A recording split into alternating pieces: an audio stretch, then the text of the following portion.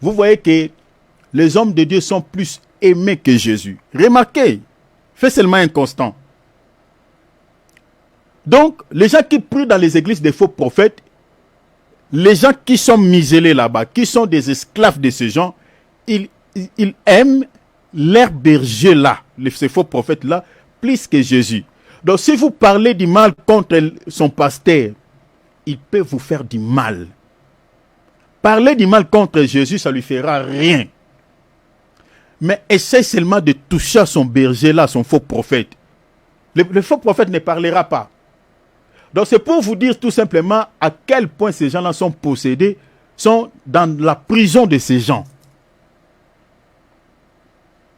Parce que si ces gens-là priaient réellement Jésus, ils pouvaient faire peut-être comme les musulmans. Si tu insultes un musulman, ça fait rien. Mais ne touche pas à leur prophète. Si tu touches à leur prophète, en tout cas, ils peuvent te tuer au nom de Allah. Ils sont comme ça. Les branhamistes aussi sont pareils. Donc parlez du tout au sujet de leur religion, mais ne touchez pas à leur prophète. Mais c'est seulement dans le christianisme chez les chrétiens, vous allez remarquer, ceux qui prient dans les églises de ces faux prophètes, parler du mal contre Jésus, ça ne dit rien. Mais touchez seulement à leur prophète, on vous... J'ai une vidéo ici, où je n'avais même pas cité les noms. Par rapport au signe que j'avais donné, il y a quelques personnes qui ont commenté, voilà, ça tu touches à mon prophète, tu parles à mon prophète, parce que j'avais dit que quand vous voyez un prophète, votre pasteur qui aime aller tout le temps en Israël, c'est là où ils y vont toucher à la Kabbale. J'avais dit des choses comme ça. Et il y a quelqu'un qui a commandé, là tu parles à mon prophète. Il y a d'autres qui disent, ah, tu parles à tel, tu parles à tel. Est-ce que vous voyez? Donc les gens n'ont pas l'intérêt à pouvoir écouter les messages, ce qu'on a dit par rapport à Christ. Mais ils regardent qu'est-ce qu'il a dit au sujet de mon berger, de mon pasteur. Ce sont ces gens-là qui sont muselés, qui sont déjà des esclaves, les esclaves de ces gens. Parce que le but de ces faux prophètes, c'est quoi? C'est de museler les enfants de Dieu. Rendre les enfants de Dieu, le peuple de Dieu, des esclaves, des idolâtres, afin de pouvoir les accompagner en enfer. Regardez dans Deutéronome chapitre 13. Je suis dans le verset 1. Je lis le verset 1 jusqu'au verset 3. Ça, c'est Dieu qui parle. Il dit, si s'élève au milieu de toi un prophète ou un songeur qui t'annonce un signe ou un prodige, si s'élève au milieu de toi qui, un prophète, il t'annonce un signe, il t'annonce un prodige. Le Seigneur, la Bible dit quoi? Donc il t'a parlé en disant, plutôt, et qui y ait accomplissement du signe ou de produits dont il t'a parlé. Donc, c'est-à-dire, un faux prophète, selon Dieu, le Seigneur sait que les dons spirituels peuvent être contrefaits par l'ennemi. Donc, il peut manifester, entre guillemets, les dons de la prophétie, et ce qu'il prophétise au sujet de toi, cela semble authentique. Regardez, le diable a dit à nos deux grands-parents dans les jardins. Quand le diable est venu, il dit, est-ce que Dieu, le Seigneur vous a-t-il réellement dit que vous ne mangerez pas de tous les arbres du jardin? Ève va dire, non, nous mangeons de tous les arbres du jardin, mais quant à l'arbre de la connaissance du bien et du mal, le Seigneur dit, vous n'y toucherez point. Le diable dit, oh non, le Seigneur sait que le jour où vous en mangerez, vos yeux s'ouvriront. Il n'avait pas, entre guillemets, il n'avait pas menti. Si vous lisez les textes dans les versets 7, lorsqu'ils ont mangé l'arbre, la Bible dit, les yeux de l'un et de l'autre s'ouvrirent. Donc, c'est ça ce qu'on appelle la séduction. Donc, il a dit quelque chose qui semble vrai, mais derrière cette vérité déformée, vous comprenez, il y a la rise, il y a la mort. Donc, ils disent des fois des choses qui semblent vraies. Ils te donnent une prophétie qui semble vraie. Un miracle, vous voyez quelqu'un qui était malade, guéri, entre guillemets guéri. Mais le problème, c'est que regarde ce que Dieu dit. Et qu'il y ait accomplissement du signe ou du prodige dont il t'a parlé en disant, allons après d'autres dieux. La Bible dit quoi? de Dieu que tu ne connais point et servons-les. Verset 3, la Bible a dit, tu n'écouteras pas les paroles de ces prophètes. Ça, c'est ça ce que Dieu avait dit aux enfants d'Israël à ce temps-là. Mais aujourd'hui, quand ces prophètes-là réalisent des prodiges, ils donnent des prophéties qui semblent authentiques. Ils réalisent des miracles qui semblent vrais. Mais ils vous conduisent aussi derrière d'autres dieux. Aujourd'hui, ils vous conduisent derrière d'autres dieux. Comment? Ils ne vous présenteront pas des idoles. Mais sauf que ils vont vous présenter un autre Dieu dans l'enseignement. C'est-à-dire, ils vous présentent par exemple les dieux Mammon. Est-ce que vous voyez cela? Au lieu de vous prêcher Christ qui est votre Dieu, ils vous prêchent une autre divinité. Vous voyez comment ils vous conduisent derrière un autre Dieu. C'est-à-dire un évangile qui n'est pas centré sur Christ, mais qui est centré peut-être sur Mammon, comme l'église de Laodicée, qui avait chassé le Seigneur Jésus-Christ de son église. Cette église vénérait Mammon. Apocalypse chapitre 3, verset 15. L'église de Laodicée disait, voilà, je suis riche, je n'ai plus besoin de rien, donc je suis riche, je me suis enrichi. Jésus est venu reposer cette église, il dit, tu es malheureux. Tu as une fausse richesse. Je te conseille, si tu veux devenir riche, de chercher l'or éprouvé par le feu. Jésus parlait de lui-même, qui était l'or éprouvé par le feu. Parce qu'il a été éprouvé par le feu à la croix de Golgotha. Vous voyez comment cette église adorait un autre Dieu. C'est-à-dire quand on vous présente tout le temps les richesses, on vous présente tout le temps de l'argent. C'est ça. C'est-à-dire le prophète, il a accompli des miracles. Il est puissant. Ah, les aveugles voient, les paralytiques marchent. Ah, il y a des gens qui vomissent des lézards, qui vomissent les crapauds. Voilà, il y a tout ça là.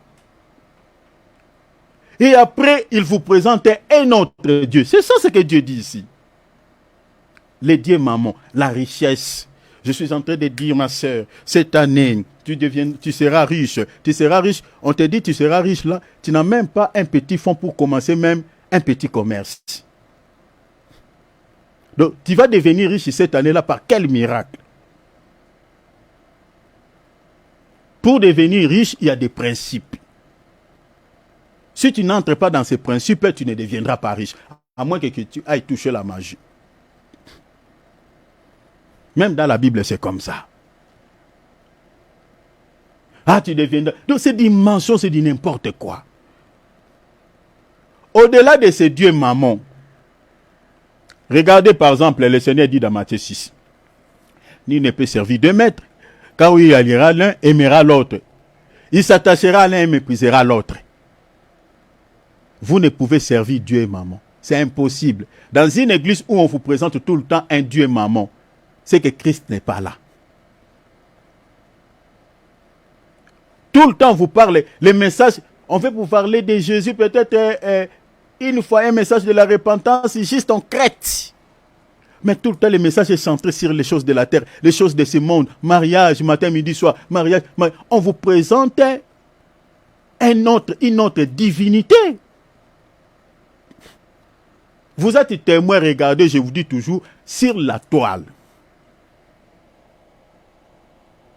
Des pasteurs qui se sont spécialisés que dans les domaines des couples. Plus nous avons plusieurs enseignements au sujet du mariage, plus nous avons plusieurs cas de divorce. Commençons par eux-mêmes. Vous allez entendre le pasteur tel est divorcé avec sa première femme. Il va épouser la femme du ministère. Depuis qu'ils se sont divorcés avec leur première femme, ils ont épousé les femmes du ministère. Nous ne voyons pas ces ministères-là évoluer. Par contre, ça descend. Femmes du ministère. Matin, midi, soir, mariage, l'argent. Vous ne mangez pas bien. L'évangile du social. Quand vous parlez souvent sur l'évangile du social, les dieux du ventre, les dieux du social, c'est tout un dieu, c'est toute une divinité. C'est-à-dire, tout ce qu'on vous présente en dehors de Jésus-Christ, c'est toute une divinité. Quand nous nous sommes réunis comme ça, là, l'évangile doit être christocentrique, comme nous sommes en train de parler là. J'avais dit ici, je réitère, que selon l'enseignement de notre maître, le Seigneur Jésus-Christ, selon son enseignement, si vous lisez les 4 évangiles, est caractérisé sur 3 messages principaux. Le premier message, c'est l'évangile de la sotériologie, c'est-à-dire l'évangile du salut.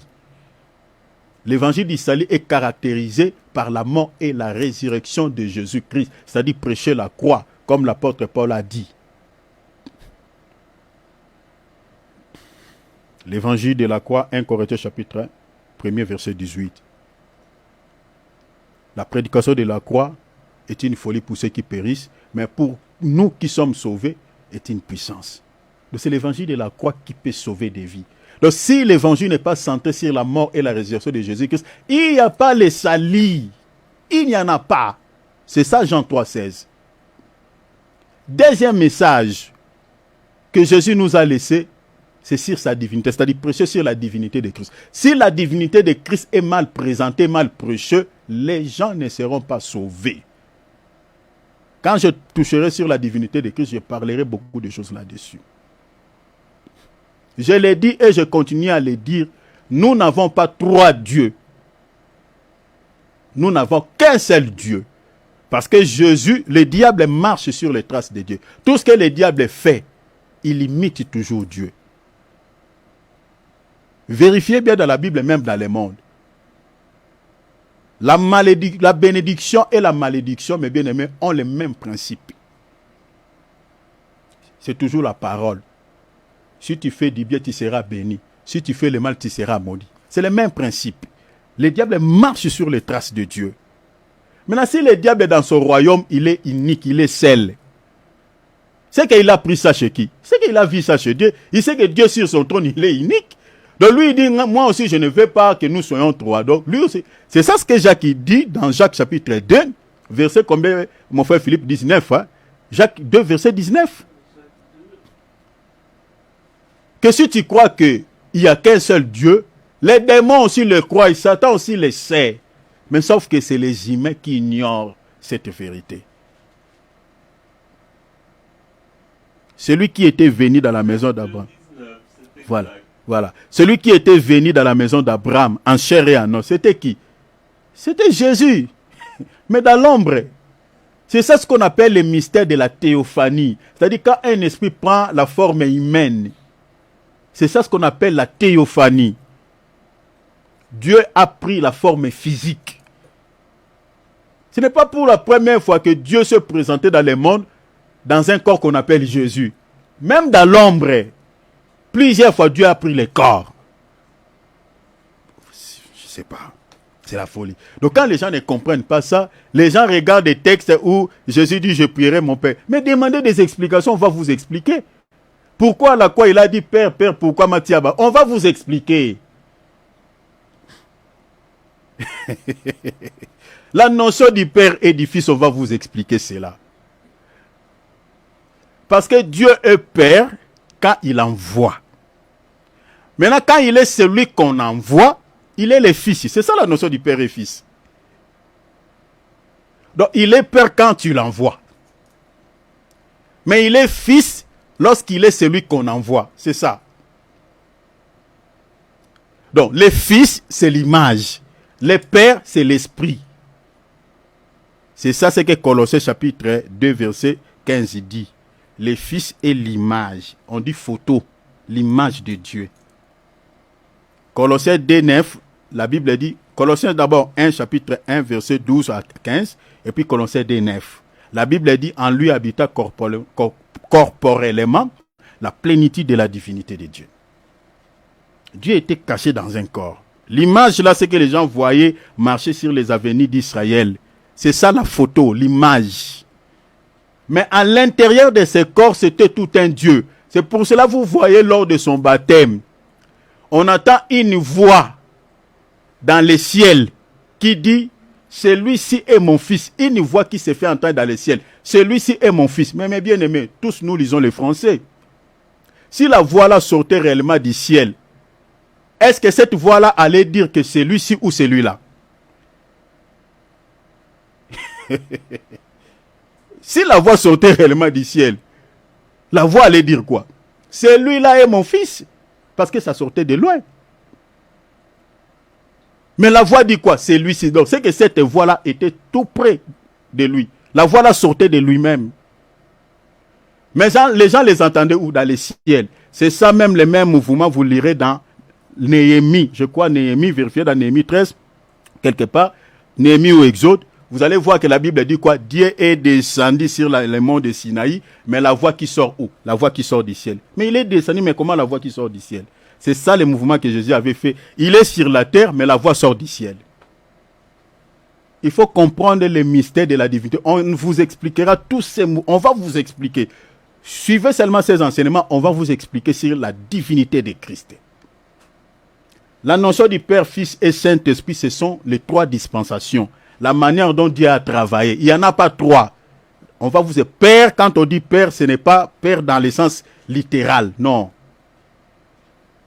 On va vous expliquer toutes ces choses. Alors, la deuxième des choses, c'est parler sur la divinité de Jésus.